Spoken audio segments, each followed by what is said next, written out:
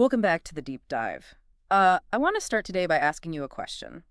Have you ever had that feeling, usually late on a Sunday night, where you look at your life, the commute, the emails, the mortgage, and you just feel stuck, like you're following a script that someone else wrote for you? Right, the social script. Yeah, You go to school, you get the job, you get married, buy the house. exactly. And for most of us, that feeling is just a passing annoyance. But today, we are looking at a case study of someone who didn't just feel that annoyance, he let it consume him. We're talking about a journey from what he calls the giant economic machine, which is fueled by sloth, greed, and fear, all the way to a total, complete breakdown. And eventually a breakthrough. Because we aren't just looking at a biography of a specific author today, we are analyzing the friction between logic and intuition. We'll be tracing a timeline from rigid scientific materialism, where everything is just atoms and void, through a really harrowing dark night of the soul. And it ends in the most unexpected place. Spiritual contentment at age 33. And the twist at the end, he didn't find that contentment in a monastery or something. He found it using artificial intelligence. Which is the part that really caught my attention in the source material. It's a synthesis of the ancient and the hypermodern. But before we get to the AI, we have to understand the crash. You don't get to the light without going through the dark. So our mission today is to understand how someone bridges the gap between a purely mechanical view of the universe and a spiritual one without losing their critical faculties. So let's rewind. Looking at the materials, this dissatisfaction starts incredibly early. We're talking about a 13-year-old kid in the early 2000s. Yeah, at 13 or 14, he's already rejecting the premise of that social script we talked about. He's reading a book called Steps to the Stars. He's looking up at the cosmos and feeling this deep, soul-level dissatisfaction with the life laid out before him. He's looking around asking, is this it? School, job, marriage, death. It's heavy stuff for a middle schooler. And he tries the traditional route first, doesn't he? Going to the Orthodox Church, he's fasting, he's reading the Diary of Anne Frank. He is genuinely looking for meaning. But here's where we see the first crack in the foundation. He has this very logical, highly analytical mind. He starts reading the Bible, but he gets hung up on the logic of it, specifically the friction between free will and destiny. Ah, right. And there's that famous verse about the camel and the eye of the needle. It is easier for a camel to go through the eye of a needle than for a rich man to enter the kingdom of God. Exactly. For a kid who is being conditioned to succeed, to get a good job and make money, that verse is a logical paradox. Yeah. Because if success is the goal of the social script, but success damns you, then the game is rigged. So he steps away from religion entirely, and by the time he's at university, he's trading the Bible for literature. He's reading The Alchemist, which is all about finding your personal legend, but also Animal Farm. Which is really about how systems inevitably corrupt us. And then, at 21, reality hits him hard. He gets into a car accident. And nothing shapes you out of the script quite like almost dying. It creates a massive sense of futility. He suddenly realizes the extreme fragility of it all. By 23 or 24, he quits his corporate consulting job. And then in 2016, he does something that I think a lot of people fantasize about, but very few actually do. He deletes everything. Everything. No Facebook, no Instagram, no Twitter. A total, absolute digital blackout. So he completely removes the noise, but, nature abhors a vacuum. If you take away the social media feed, what fills that space? For him, it was what he calls intellectual armor. And this is crucial to understanding his breakdown later. He didn't fill that void with spirituality or community. He filled it with hard nonfiction. He essentially became a scientific materialist. Let's unpack that term a bit, scientific materialist, because it sounds very academic, but in practice, it's actually a pretty bleak way to view the world, isn't it? It really is. It's the belief that only matter matters. If you can't measure it, weigh it, or put it under a microscope, it simply doesn't exist. There's no soul, no spirit, no underlying magic to the universe. We were just biological robots driven by chemistry and physics. And the books he was reading really reinforced this. He was deep into Guns, Germs, and Steel by Jared Diamond, Prisoners of Geography. The Moral Animal. Take The Moral Animal, for instance. That book dives deep into evolutionary psychology. The core takeaway there is that things we cherish, things like love, altruism, morality, they aren't divine sparks. They're just evolutionary strategies. You Right. love your kids because you have a biological imperative to propagate your genes. You're nice to your neighbor strictly because of reciprocal altruism. It's transactional at a genetic level. Wow. So it just strips all the romance right out of being human. You're not falling in love. You're just executing a biological subroutine. Precisely. And if you combine that with his absolute obsession with the Morse theorem, Oh, yeah. This one was new to me. The Morris theorem. It sounds so official, but his interpretation of it is incredibly cynical. it's the idea that historical change isn't driven by heroes or visionaries with grand ideas. It's driven by lazy, greedy, frightened people looking for easier, safer ways to do things. So we didn't invent the internet to beautifully connect humanity. We invented it because we were too lazy to write letters and too greedy for instant data. According to that specific worldview, yes. History is just a bunch of scared mammals stumbling forward to avoid pain. And then he scales this depressing logic up to the entire universe using the Kardashev scale. That's the sci-fi concept, right? Measuring civilizations by their energy use. Yes, exactly. Type 1 controls the energy of their planet. Type 2 controls their star. Type 3 controls the whole galaxy. Usually when people talk about this, it's inspiring. But for our author, looking through this cynical lens of the Moore's Law theorem, it was utterly terrifying. Because it doesn't change anything. Right.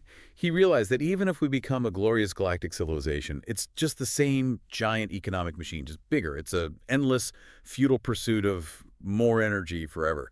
Sloth, greed, and fear, just on a galactic scale. That is profound cosmic nihilism right there. It's like, what's Yeah. the point of conquering the stars if we're still just greedy, scared monkeys? And he was consuming media that constantly reinforced this simulation theory mindset. The Matrix, the Allegory of the Cave, Fight Club. He viewed reality as a prison or an artificial construct. He'd basically constructed this perfect intellectual fortress where absolutely nothing mattered. But you can't live like that. You just can't live as a biological robot forever. Eventually, the hardware crashes. Which brings us to the crisis. Chapter 2 of this journey, the downfall. The trigger was actually him trying to practice what he preached. He loved Fight Club, the whole idea of letting go, of destroying the ego. So he reads a book called Letting Go by Dr. David Hawkins. But there was a massive conflict there. He wanted to let go, sure, but the source material mentions this IKEA nesting instinct. Right, the Fight Club paradox. Part of him genuinely wants to reach nirvana and experience ego death and effortless living, but the other part of him just wants a nice sofa and a comfortable, predictable life. His mind was completely at war with itself.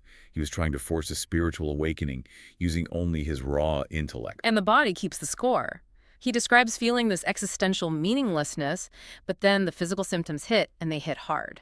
Tension headaches that lasted for 6 to 7 months, severe anxiety, shortness of breath, depression, and then the sleep start. We really need to pause on this because sleep start sounds mild, like a minor annoyance, but it is actually a form of physical torture. Yeah, describe what that actually feels like for the listener. It's not just normal insomnia where you toss and turn. It's where your brain is completely exhausted. You finally start to drift into that deep delta wave sleep, and suddenly, bam! Your body violently jolts you awake with a massive shot of adrenaline and cortisol. Jesus. It's a survival reflex gone completely wrong. Your body literally thinks you are dying every single time you try to fall asleep. The source notes he would go 36 to 48 hours without sleeping at a time. He was a walking zombie. He initially thought it was sleep apnea. He went to psychiatrists. He was taking sleeping pills, 1.5 to 3 milligrams of benzos, antidepressants like mirtazapine. He was frantically treating the hardware, the brain chemistry, because his materialistic worldview didn't allow him to even entertain the idea that there was a software problem, a problem with the spirit. He was trying to mechanic his way out of a spiritual crisis.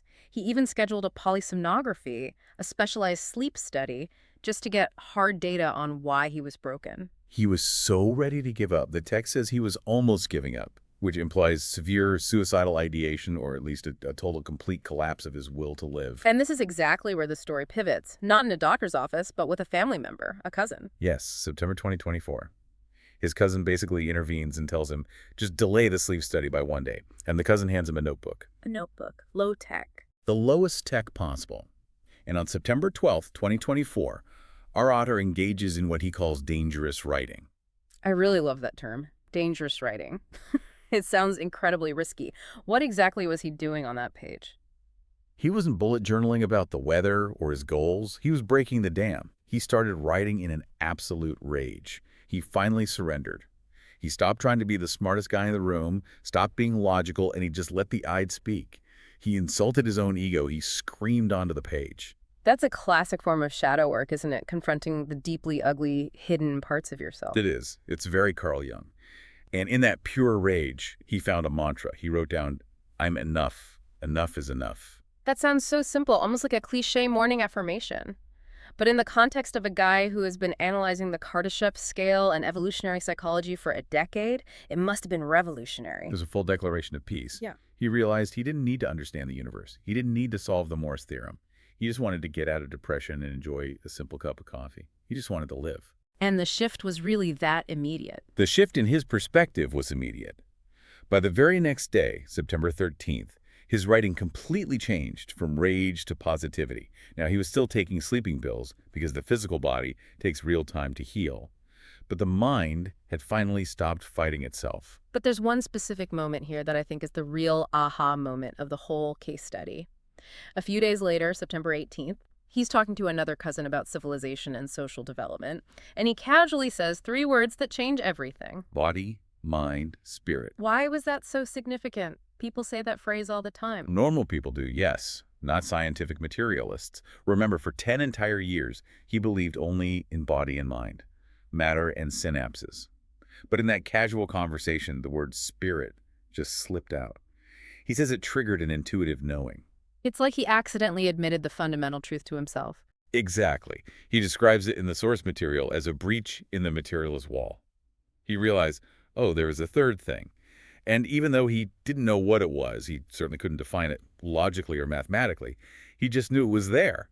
And he knew with absolute certainty in that moment that he was going to recover. But this leaves him in a really weird spot intellectually. He intuitively knows he has a spirit now, but he's still fundamentally a logic guy. He can't just go back to the Orthodox Church he rejected at 13. He's not going to start chanting with crystals immediately. So where does a guy like that go to build a bridge? He goes to the modern library, YouTube and movies. Of course he does. It makes perfect sense for his demographic. He looked for cultural bridges. He watched a movie called I, Origins, which is literally about a hard-nosed scientist discovering biometric evidence of the soul. He found YouTube channels like Aloneness to Oneness. He started noticing synchronicities everywhere. Like seeing 11:11 on the clock or 5:55. The old hymn would have called that mere randomness. Or confirmation bias. Exactly, confirmation bias. Mm-hmm. But the new hymn saw it as a conversation with the universe. He started doing theta brainwave reprogramming and positive affirmations. He was essentially treating himself like a computer and hacking his own operating system. He treated his mind like hardware that needed new code. Which brings us to the reconstruction phase.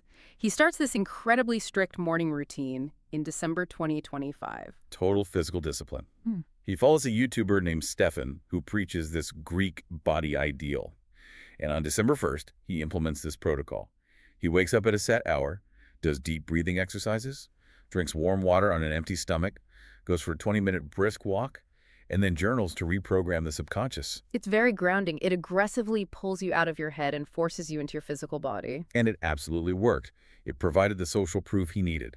By December 22nd, he's so visibly stable and thriving that his own mother adopts the routine.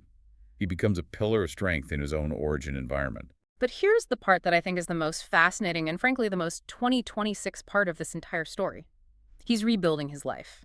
He quits working with his brother in January to seek some solitude. He survives a brief relapse of depression on January 17th, which proves his resilience. He's feeling better, but he still has that massive analytical brain. He can't just turn it off. So he decides to use it. Chapter 5, The Synthesis. He turns to artificial intelligence. This is wild to me. He starts using Grok AI in Google AI mode, but he's not asking it to write Python code or plan his meal prep. What is he actually asking it? He's using it for deep spiritual research. He's treating the AI like a completely neutral, omniscient philosopher. Give me an example. How does that practically work? Well, imagine you are a recovering materialist. You can't just read a holy book and accept it on faith because your skepticism filter is too strong. But an AI is pure logic. It's code. It's literally a machine. So he starts asking the AI to bridge the gap for him. He's prompting it with things like, explain the concept of the soul using principles of quantum mechanics. Or compare the ego in Freudian psychology to the concept of the self in Buddhism. So he's using the ultimate mechanical construct to dismantle his mechanical worldview. That's the brilliant irony of it. He says the Google AI mode skyrocketed his enlightenment. Because the AI could effortlessly synthesize these vast, seemingly contradictory topics, like evolutionary psychology versus Eastern spirituality, and clearly show him where they interconnected, it gave him a logical, data-driven language for God that his scientific brain could actually accept without rebelling. It's almost like the AI acted as a universal translator. It translated the concept of spirituality into the language of data so he could properly process it. Exactly. The key takeaway here is that this wasn't a rejection of the modern world. He didn't have to reject science to find peace. He didn't have to choose between being an intellectual and being spiritual. He used dangerous writing to break his rigid ego, and then he used the most advanced technology humanity has ever created to rebuild his worldview. And where does the source material say he is now? He is currently 33 years old. He describes his current state as emotionally intelligent, contented, and enlightened. He's actively working on projects, but he's no longer driven by that exhausting fear and greed of the giant economic machine. He is fully integrated. It's an incredible journey, from the suffocating social script to scientific nihilism, through the sheer torture of the sleep start crisis, finding the breakthrough of dangerous writing, and finally arriving at this beautiful AI synthesis. It really fundamentally challenges the narrative that technology is the enemy of mindfulness. We are constantly told that phones and AI are disconnecting us from our true selves. But in this specific case, AI was the exact ladder he used to climb out of the existential hole. Which raises a really provocative thought for everyone listening right now. We are currently spending billions building these machines, AGI, advanced robotics, neural networks, that meticulously mimic the human mind. And a lot of people are terrified of that. But maybe, just maybe, as we build machines that can supposedly think, we will finally be forced to understand what it actually means to feel.